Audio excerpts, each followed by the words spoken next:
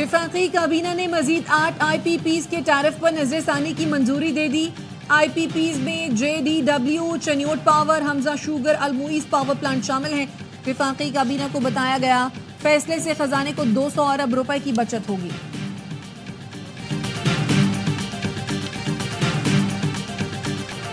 دسمبر میں کراچی کے سوا ملک بھر کے بجلی صارفین کو ریلیف ملے گا کہ الیکٹرک صارفین سے جولائی کی فیول ایڈجسٹمنٹ کی مد میں فی یونٹ 3 روپے 3 پیسے وصول کرے گی۔ رواں ماہ کے ای صارفین کو 1 ماہانہ اور 1 سہ ماہی ایڈجسٹمنٹ کا بوجھ برداشت کرنا ہوگا۔ باقی ملک کے صارفین کو دسمبر میں اکتوبر کی ایڈجسٹمنٹ کا 1 روپیہ 14 پیسے کا ریلیف ملے گا۔ ملک کے خلاف ناپاک سازش اور اسلام آباد پر چڑھائی کرنے والوں کو نہیں چھوڑا جائے گا۔ وزیر اعظم شہباز شریف کا وفاقی کابینہ کے اجلاس میں 2 ٹوک پیغام۔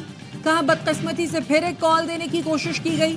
سول نافرمانی سے بڑی ملک دشمنی کیا ہو سکتی ہے، لیکن اللہ کا شکر ہے ترسیلات زر بڑھ رہی ہیں، مہنگائی میں کمی آئی ہے، معاشی استحکام سیاسی استحکام سے جڑا ہے۔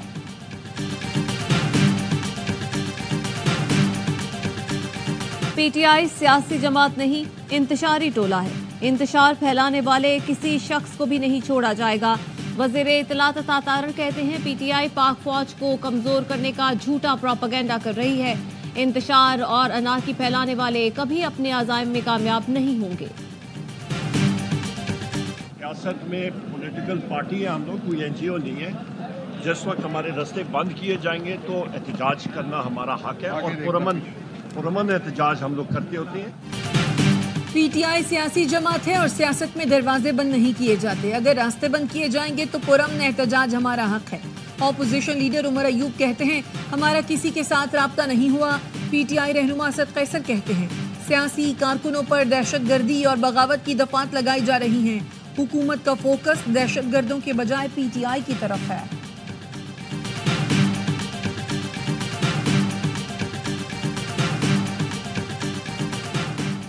سپریم کورٹ کا 9 مئی کے واقعات پر جوڈیشل کمیشن کے لیے بانی پی ٹی آئی کی درخواست سماعت کے لیے مقرر کرنے کا حکم۔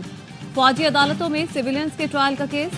سپریم کورٹ نے زیر حراست افراد کو عام جیلوں میں منتقل کرنے کی لطیف کھوسہ کی استدعا مسترد کر دی۔ توہین عدالت کیس میں بانی پی ٹی آئی کو نوٹس کیا تو انہیں یہاں پیش کرنا پڑے گا، اس حوالے سے ہدایات لے لیں۔ سپریم کورٹ کے آئینی بینچ کے سربراہ کے ریمارکس۔ جسٹس جمال مندوخیل نے کہا توہین کا معاملہ عدالت اور توہین کرنے والے کے درمیان ہوتا ہے۔ عدالت آپ کا راستہ دکھا رہی ہے۔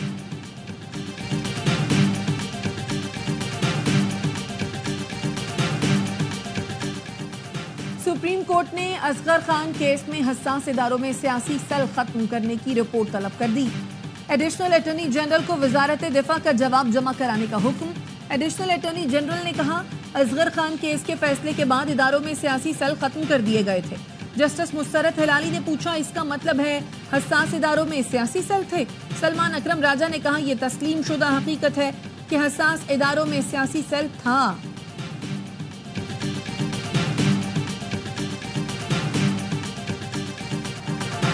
مدارس کی رجسٹریشن کے حوالے سے 2019 کا معاہدہ کاغذ کا ٹکڑا ہے، کوئی قانونی شکل نہیں تھی۔ JUI رہنما حافظ حمداللہ کہتے ہیں کیا مشاورت کے وقت پیپلز پارٹی اور نون لیگ کے ارکان کی آنکھیں بند تھیں یا صرف آئینی ترمیم کے لیے دھوکہ کیا گیا؟ مدارس کو وزارت تعلیم کے ماتحت کیا تو حکومت نصاب میں مداخلت کرے گی اور سرکاری تعلیمی اداروں کی زبوحالی سب کے سامنے ہے۔ کامران مرتضیٰ کہتے ہیں حکومت اپنے ہی بل کے خلاف تماشا لگا رہی ہے۔ طاہر اشرفی ہر حکومت کے لیے دستیاب رہتے ہیں۔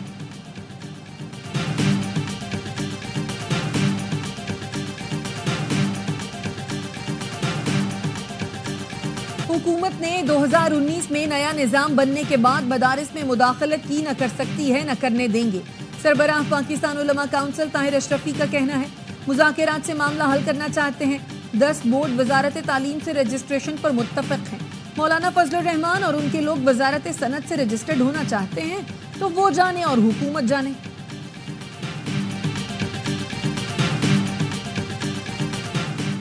خیبر پختونخوا میں نیشنل ایکشن پلان کے تحت غیر قانونی سرگرمیوں کے خلاف crack down.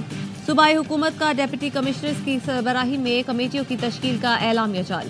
کمیٹیاں non custom paid گاڑیوں اور قبضہ مافیا کے خلاف کارروائیاں کریں گی۔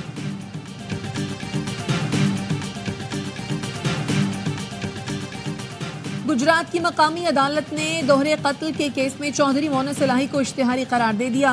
یاسر اور یوسف کے قتل کیس میں نامزد ملزم کے انکشاف پر مونس الہی کو نامزد کیا گیا تھا.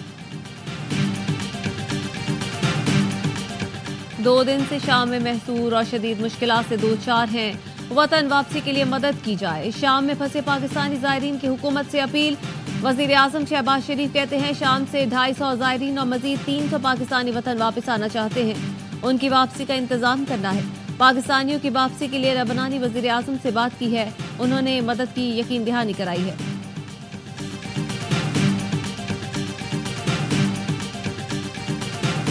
شام پر کنٹرول کے بعد مسلح حزب اختلاف کے کمانڈر ابو محمد جولانی نے محمد البشیر کو عبوری اتھارٹی کا سربراہ نامزد کر دیا.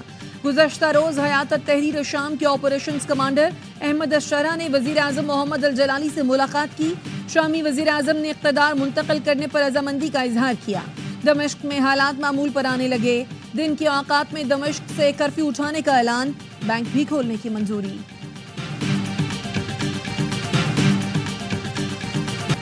غزہ اور لیبنان کے بعد اسرائیل نے شام کو نشانہ بنانا شروع کر دیا.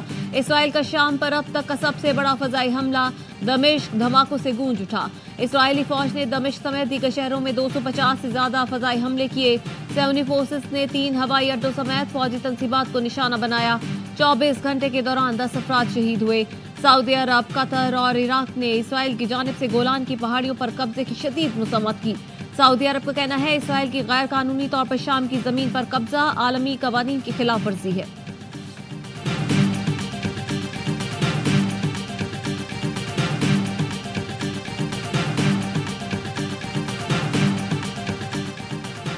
بیرون ملک سے 1 سے زائد موبائل فون ساتھ لانے کا نوٹیفیکیشن منسوخ. FBI کے ذرائع کا کہنا ہے نوٹیفیکیشن مشاورت مکمل نہ ہونے کی وجہ سے منسوخ کیا گیا. Army chief general Asim Munir سے کیمبرین پیٹرول گولڈ میڈل جیتنے والی ٹیم کی ملاقات. برطانیہ میں منعقدہ کیمبرین پیٹرول میں دنیا بھر سے 143 ٹیموں نے شرکت کی. پاک فوج کے دستے نے بہترین مہارتوں کا مظاہرہ کر کے 6ٹھی بار گولڈ میڈل جیتا. آرمی چیف نے بین الاقوامی پلیٹ فارم پر پاکستان کا نام بلند کرنے پر ٹیم کو سراہا. مقابلوں میں جسمانی، ذہنی اور فوجی مہارتوں کے ساتھ سخت صورتحال کا سامنا کیا جاتا ہے. وزیر اعلیٰ پنجاب مریم نواز کا دورہ چین. بیجنگ میں communist party of China international department کے وزیر سے ملاقات. مریم نواز نے کہا پاک چین تعلقات کے فروغ میں کمیونسٹ پارٹی آف چائنا کا کردار کلیدی حیثیت رکھتا ہے. لوکل گورننس اور دیہی ترقی کے لیے چین کے تجربات سے فائدہ اٹھانے کے خواہش مند ہیں. ووکیشنل ٹریننگ پروگرام کے سلسلے میں چین سے بھرپور تعاون چاہتے ہیں. چین اور پنجاب کے ثقافتی روابط کے لیے پائیدار اقدامات کریں گے.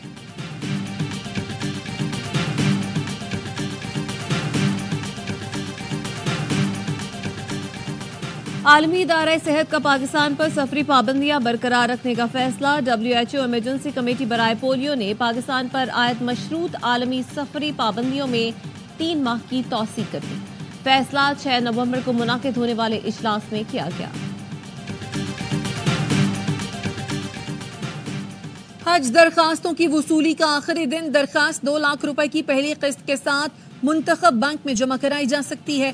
سمندر پار پاکستانی اسپانسرشپ اسکیم میں بلا قراندازی شامل ہو سکتے ہیں.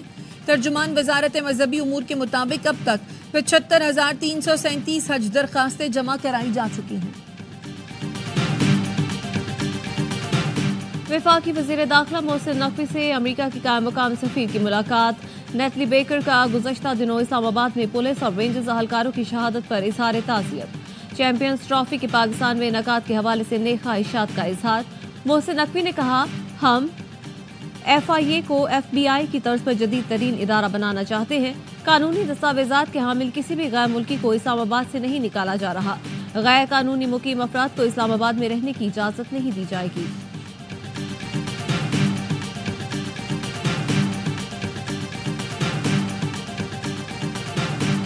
کراچی بلدیہ ٹاؤن میں فائرنگ سے نون لیگ کے سابق UC چیئرمین امان اللہ آفریدی جاں بحق. ملزمان نے نماز فجر کے بعد مسجد سے نکلتے ہوئے نشانہ بنایا. لاش اسپتال منتقل کر دی گئی.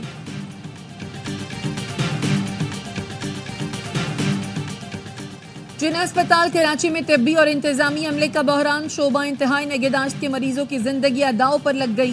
ज़राए का कहना है 5 मुख्तलिफ शोबा जात में वेंट मौजूद है, लेकिन मतलूबा अमला दस्तयाब नहीं। मेडिकल ICU में 10 में से 6 और सर्जिकल ICU में 24 में से 8 वेंटिलेटर फाल हैं। मेडिकल ICU में 58 नर्सिंग स्टाफ की पोस्ट मौजूद, सिर्फ 8 अफराद पर मुश्तमिल नर्सिंग अमला दस्तयाब।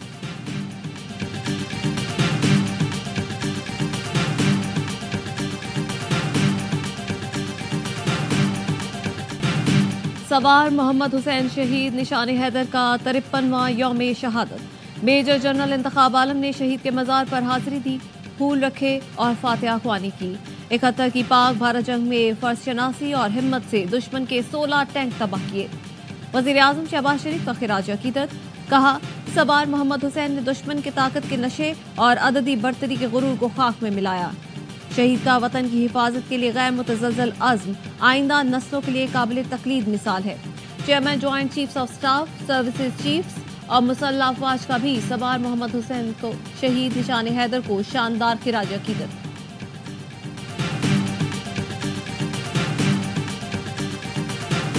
गजा में इसराइल की दहशत गर्दी जारी। सहोनी फोर्सेस की रफाह, जबालिया और नसीरात की पनागाहों, इमारतों और अस्पतालों पर गोलाबारी। मजीद 50 फलस्तीनी शहीद और 112 जख्मी हो गए। गजा में अल-क़स्साम ब्रिगेड से झड़पों में 3 इसराइली फौजी मारे गए। लबनान में भी इसराइली तैयारों की बमबारी से 1 शख्स हलाक और 3 जख्मी हो गए। जनूबी लबनान में सुरंग में धमाके से 4 इसराइली फौजी मारे गए।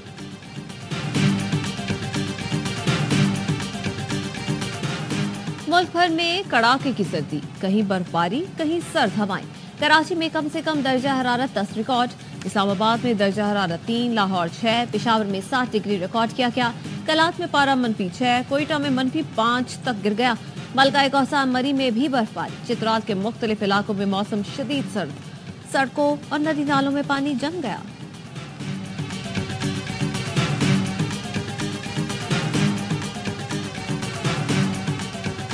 पाकिस्तान और जनूबी अफ्रीका के दरमियान पहला T20 आज रात 9 बजे डरबन में खेला जाएगा।